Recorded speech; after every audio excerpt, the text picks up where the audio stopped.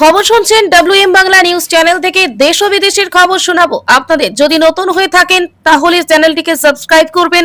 জানাবো আজকের বাছাই করা 15টি গুরুত্বপূর্ণ তাজা খবর। শুরুতেই 91% ভোটে তোলপাড়, ফল নিয়ে আগাম ভবিষ্যৎবাণী তেজস্বী যাদবের। এখানেই, বাকি কিছু নেই। দিল্লি যাবেন কি করে, মমতাকে পাল্টা খোঁজা শাহের। ভোটের মুখে বিস্ফোরক ডায়েরি ফাঁস মুখ্যমন্ত্রীর। রাঘব চাড্ডাকে ঘিরে বিজেপিতে সংসদ যোগদানে জট, কোথায় আটকে গেল পুরো খেলা। আপের বিপর্যয় শক্তি বৃদ্ধি, বিজেপি রাজ্যসভায় একক সংখ্যাগরিষ্ঠ থেকে কত দূরে গেরুয়া শিবির। মমতা মুখ্যমন্ত্রী থাকলেই কপালে দুঃখ আছে বিরোধী দলনেতার। প্রথম দফার ভোট মিটতেই কল্যাণ বন্দ্যোপাধ্যায়ের দাবিতে তোলপাড়। শূন্যভাবে বিজেপি, শাহের খতিয়ানকে দিবাস্বপ্ন তকমা দিয়ে পাল্টা চ্যালেঞ্জ ছুড়লেন তৃণমূল সেনাপতি। স্কুল পড়ুয়াদের জন্য বিরাট সুখবর, 27 তারিখ থেকে লম্বা ছুটি ঘোষণা রাজ্যের। এখনই দেখে নিন নোটিশ। মমতার 123 বনাম বিজেপির 18, তৃণমূলের অপরাজেয় দুর্গ। দক্ষিণবঙ্গে কি এবার থামা বসাতে পারবে মোদী শাহ জুটি? সূর্য উগলাবে আগুন, 2026-এ গরম নিয়ে অন্ধ ভবিষ্যৎ বক্তার পূর্বাভাসে কাঁপছে বিশ্ব। ঘনিয়ে আসছে চরম বিপদ।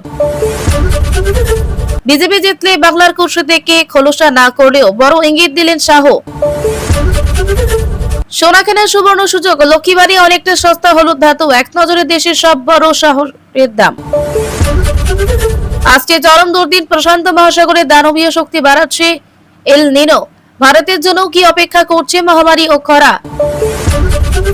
ওরা বেঈমান, পাঞ্জাব ক্ষমা করবে না। রাঘব চাড্ডাকে বিজেপির কোলে দেখে ফেটে পড়লেন সঞ্জয় সিং। ভারতকে নিয়ে বিস্ফোরক ডোনাল্ড ট্রাম্প, ইরানের করা জবাবের পর কি সাফাই দিল আমেরিকা। পাকিস্তান ধারে কাছেও নেই, ভারতের হাতে আমেরিকার ভবিষ্যৎবাণী। ট্রাম্পের পাক প্রীতির মাঝে বিস্ফোরক প্রাক্তন মার্কিন মন্ত্রী। 91% ভোটে তোলপাড়, ফল নিয়ে আগাম ভবিষ্যৎবাণী তেজস্বী যাদবের। পশ্চিমবঙ্গে প্রথম দফার বিধানসভা নির্বাচনের রেকর্ড পরিমাণ ভোট পড়ার পর রাজনৈতিক মহলে চাঞ্চল্য তৈরি হয়েছে। এই পরিস্থিতিতে বিরোধী নেতা তেজস্বী যাদব দাবি করেছেন, এই নির্বাচনে জয়ী হতে চলেছেন মুখ্যমন্ত্রী মমতা বন্দ্যোপাধ্যায়। উত্তর 24 পরগনায় এসে তিনি বলেন, বাংলার এই বিপুল ভোটদানের হারই প্রমাণ করে মানুষ পরিবর্তন চান না, বরং বর্তমান সরকারকে আবার ক্ষমতায় দেখতে চাইছেন। তার কথায় বিহার ও বাংলার মানুষ এখন একসঙ্গে দাঁড়িয়েছেন এবং এই ঐক্যই নির্বাচনের ফল নির্ধারণ করবে। প্রধানমন্ত্রীর সাম্প্রতিক গঙ্গা বিহার প্রসঙ্গে তেজস্বী যাদব কটাক্ষ করে বলেন, এটি শুধুই প্রচারের কৌশল। তার মতে নির্বাচনের সময় এইসব কার্যকলাপ দেখা যায়, কিন্তু পরে আর সেগুলোর কথা মনে রাখা হয় না। তিনি দৃঢ়ভাবে দাবি করেন মমতা বন্দ্যোপাধ্যায় আবার ক্ষমতায় ফিরবেন। একই সঙ্গে নির্বাচন কমিশন নিয়ে প্রশ্ন তোলেন তিনি। তার অভিযোগ, নির্বাচন কমিশন নিরপেক্ষভাবে কাজ করছেন এবং একটি নির্দিষ্ট রাজনৈতিক দলের পক্ষে ঝুঁকে রয়েছে। এই মন্তব্য ঘিরে নতুন করে বিতর্ক শুরু হয়েছে রাজনৈতিক মহলে। প্রথম দফার ভোটে বিপুল অংশগ্রহণের পর এখন এমন মন্তব্যে রাজ্যের রাজনৈতিক পরিস্থিতি আরো উত্তপ্ত হয়ে উঠেছে। এখন সকলের নজর পরবর্তী দফার ভোট এবং চূড়ান্ত ফলাফলের দিকে। এখানেই কিছু বাকি নেই। দিল্লি যাবেন কি করে, মমতাকে পাল্টা খোঁজা শাহের। ভোটের মুখে বিস্ফোরক ডায়েরি ফাঁস মুখ্যমন্ত্রীর। বঙ্গে দ্বিতীয় দফার ভোটের আগে রাজনৈতিক উত্তাপ এবার হিমালয় ছিল। একদিকে মুখ্যমন্ত্রী মমতা বন্দ্যোপাধ্যায়ের কণ্ঠে দিল্লি দখলের হুঙ্কার, অন্যদিকে কেন্দ্রীয় স্বরাষ্ট্রমন্ত্রী অমিত শাহের চাণক্য সুলভ চাচ্ছিল। চৌরঙ্গী জনসভা থেকে মমতার করা আক্রমণী পাল্টা দিয়ে শুক্রবার তিলোত্তমা থেকেই তাকে কার্যত উড়িয়ে দিলেন শাহ। চার্মের ফলাফল কি হবে তা নিয়ে দুই শিবিরই আত্মবিশ্বাস এখন তুঙ্গে। মমতার দিল্লি ছিল ডাক ও দালালি তত্ত্ব। বৃহস্পতিবার চৌরঙ্গী সভা থেকে মমতা বন্দ্যোপাধ্যায় অত্যন্ত আক্রমণাত্মক মেজাজে ছিলেন। বিজেপিকে ক্ষমতাচ্যুত করার ডাক দিয়ে তিনি বলেন, দিল্লি জয়। বাংলায় জয়ের পর সব দলকে এককাট্টা করে এবার দিল্লি জয় করবই তালিকা তৈরি। বিজেপির হয়ে কাজ করা দালালদের নাম ঠিকানা তার কাছে নথিভুক্ত আছে বলে দাবি করেন মুখ্যমন্ত্রী। অধিকারের লড়াই, মমতার সাফ কথা, বিজেপি আমাদের হারানোর ক্ষমতা নেই। আমি এদেশেই জন্মেছি, এখানে সব শেষ নিঃশ্বাস ফেলবো। হিমশীতল হাসিতে শাহের পাল্টা। মমতার এই বড় দাবির পাল্টা দিতে শুক্রবার কলকাতায় প্রচারে এসে বিন্দুমাত্র সময় নষ্ট করেননি অমিত শাহ। স্রেফ এক লাইনে কটাক্ষে তিনি বলেন, মমতা দিদি দিল্লিতে যাওয়ার স্বপ্ন দেখছেন, বাংলায় তো ওর আর কিছু বাকি নেই, দিল্লি যাবেন কি করে। ভোটের সমীকরণ ও উত্তাপ। প্রথম দফার ভোটে 91.83% রেকর্ড ভোটদান বিজেপির আত্মবিশ্বাস বাড়িয়ে দিয়েছে। আগামী 29শে এপ্রিল চৌরঙ্গী সহ কলকাতার একাধিক গুরুত্বপূর্ণ কেন্দ্রে ভোট গ্রহণ। তার আগে মমতার এই আক্রমণাত্মক রণকৌশল এবং শাহের তাচ্ছিল্য ভোটারদের মেরুকরণের কতটা প্রভাব ফেলে সেটাই এখন দেখার। রাজনৈতিক মহলের বিশ্লেষণ। বিশ্লেষকদের মতে মমতা বন্দ্যোপাধ্যায় নিজেকে জাতীয় স্তরে নেত্রী হিসেবে তুলে ধরে বাঙালি আবেগকে উস্কে দিতে চাইছেন।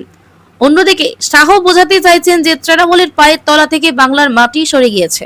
চারমের ব্যালট বাক্সে ঠিক করবে কার হাসি শেষ পর্যন্ত চওড়া হবে। রাঘব চাড্ডাকে ঘিরে বিজেপিতে সাংসদ যোগদানের জট কোথায় আটকে গেল পুরো খেলা। আম আদমি পার্টির রাজ্যসভা সাংসদ রাঘব চাড্ডা শুক্রবার বিজেপি সভাপতি নীতিন নবীনের সঙ্গে দেখা করেন এবং তার দলের 7 জন সাংসদের বিজেপিতে যোগদানের ঘোষণা দেন। রাঘব চাড্ডার দাবি দলের 2/3 সাংসদ তার সঙ্গে আছেন, যে কারণে তিনি এই বিষয়ে রাজ্যসভা চেয়ারম্যানকে একটি চিঠিও জমা দিয়েছেন। তবে বিজেপির সদর দপ্তরে স্বাগত জানানো এবং আনুষ্ঠানিক বৈঠক হওয়া সত্ত্বেও প্রযুক্তিগত কারণে এই আনুষ্ঠানিক যোগদান এখনো সম্পন্ন হয়নি। এই সংযুক্তির জন্য রাজ্যসভা চেয়ারম্যানের অনুমোদনের অপেক্ষায় রয়েছেন। জেনে নিন এই পুরো প্রক্রিয়ায় বাধাটি কোথায় এবং বাকি 4 জন অনুপস্থিত সাংসদের পরিস্থিতি কি। আনুষ্ঠানিক যোগদানে বিলম্বের কারণ কি? বিজেপি সদর দপ্তরে আনুষ্ঠানিক অভ্যর্থনা সত্ত্বেও এই সাংসদের আনুষ্ঠানিক যোগদান স্থগিত রয়েছে। এর প্রধান কারণ হলো সাংবিধানিক এবং আইনগত পদ্ধতি। রাজ্যসভার সদস্য হিসেবে সাংসদরা সরাসরি অন্য কোনো দলে যোগ দিতে পারেন না। দলত্যাগ বিরোধী আইন অনুযায়ী তাদের প্রথমে রাজ্যসভা চেয়ারম্যানের কাছে বিষয়টি পেশ করতে হবে। যতক্ষণ না চেয়ারম্যান আনুষ্ঠানিকভাবে এই সংযুক্তি গ্রহণ করছেন এবং নথিপত্র পরিবর্তন করা হচ্ছে, ততক্ষণ পর্যন্ত এই সংসদের কার্যত বিজেপির অংশ হিসাবে গণ্য করা যাবে না।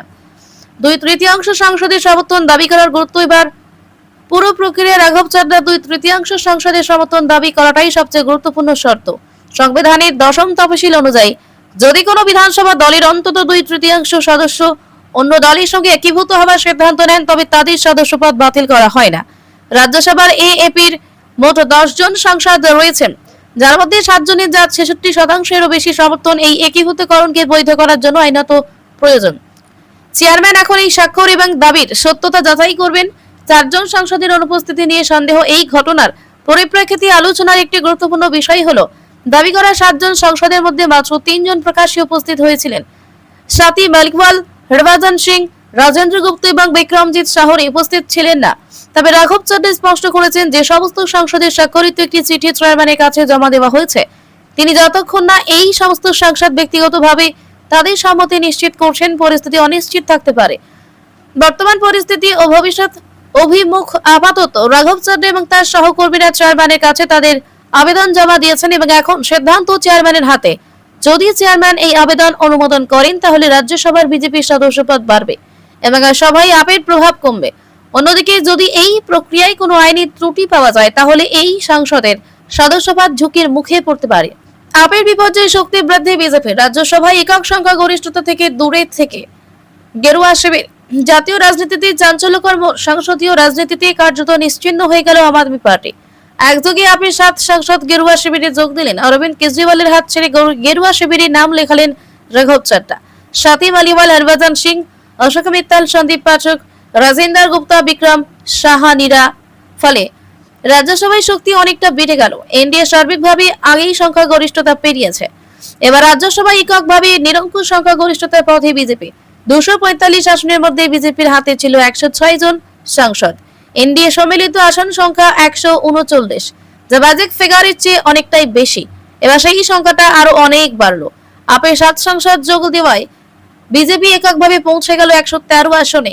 এনডিএ পৌঁছে গেল 146 আসনে। 250 আসনের রাজ্যসভায় বাজেট ফিগার এমনিতে 126। তবে এই মুহূর্তে কয়েকটি আসন ফাঁকা থাকায় সেটা আরো খানিকটা নেমেছে। অর্থাৎ বিজেপি এককভাবে সংখ্যাগরিষ্ঠতা পাওয়ার অনেকটাই কাছাকাছি চলে গেল। এবার রাজ্যসভায় এককভাবে নিরঙ্কুশ সংখ্যাগরিষ্ঠতার পথে বিজেপি। 245 আসনের মধ্যে বিজেপির হাতে ছিল 106 জন সাংসদ। এনডিএ সম্মিলিত আসন সংখ্যা 139, যা বাজেট ফিগারের চেয়ে অনেকটাই বেশি। এর বাইরে সরাসরি বিরোধী শিবিরে রয়েছেন 75 জন সাংসদ। এর মধ্যে 29টি কংগ্রেসের, তৃণমূলের 13 এবং ডিএমকের 8 আসন রয়েছে। সমাজবাদী পার্টির 4 এবং বামেদের 6টি আসন রয়েছে। এর বাইরে অন্যান্য দলগুলির মধ্যে আপের সংখ্যা সদস্য আগে ছিল 10, সেটা আবার কমে দাঁড়ালো 3-এ। ওয়াইএসআর, কংগ্রেস এবং বিজেপি সংসদ 7 ও 6। এবছরের শেষের দিকে আরো 34 আসনের নির্বাচন হওয়ার কথা। সেই সময় বিজেপির সংখ্যাটা বেড়ে 120 পর্যন্ত হয়ে যেতে পারে। আরো কমতে পারে বিরোধীদের আসন সংখ্যা। রাজ্যসভায় বিজেপির এই বিপুল শক্তি বৃদ্ধি বিজেপির জন্য বিরাট সুখবর। এই মুহূর্তে যা পরিস্থিতি, তাতে লোকসভার চেয়ে রাজ্যসভায় বেশি স্বস্তিদায়ক জায়গায় গেরুয়া শিবির। আগামী দিনে আর কোনো আইনের ক্ষেত্রেই রাজ্যসভার বেড়া টপকাতেও সমস্যায় পড়তে হবে না গেরুয়া শিবিরকে। মমতা মুখ্যমন্ত্রী থাকলেই কপালে দুঃখ আছে বিরোধী দল নেতার। প্রথম দফার ভোট মিটতেই কল্যাণ বন্দ্যোপাধ্যায়ের দাবিতে তোলপাড়। দফার ভোট মিটতে না মিটতে বঙ্গের ভোট গণনা নিয়ে বড়সড় অঙ্ক কষে দিলেন তৃণমূলের বর্ষিয়ান সাংসদ কল্যাণ বন্দ্যোপাধ্যায়।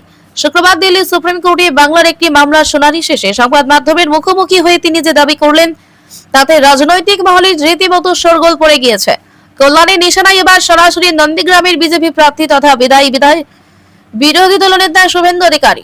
শুভেন্দুর হার নিশ্চিত। কল্যাণের যুক্তি তৃণমূল শিবিরের জয়ের দাবি আরো জোরালো করে কল্যাণ বন্দ্যোপাধ্যায় এদিন এক অদ্ভুত সমীকরণ পেশ করেন। তার দাবি, মমতা বন্দ্যোপাধ্যায় মুখ্যমন্ত্রী থাকাকালীন বারবার দেখা গিয়েছে পরবর্তী ভোটে বিরোধী দলনেতা হেরে যান।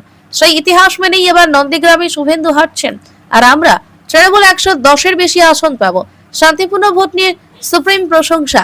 অন্যদিকে রাজ্যের প্রথম দফা নির্বাচনে বিপুল সংখ্যক ভোটদান এবং শান্তিতে নির্বাচন প্রক্রিয়া সম্পন্ন হওয়ায় দারাজ প্রশংসা করেছে সুপ্রিম কোর্ট।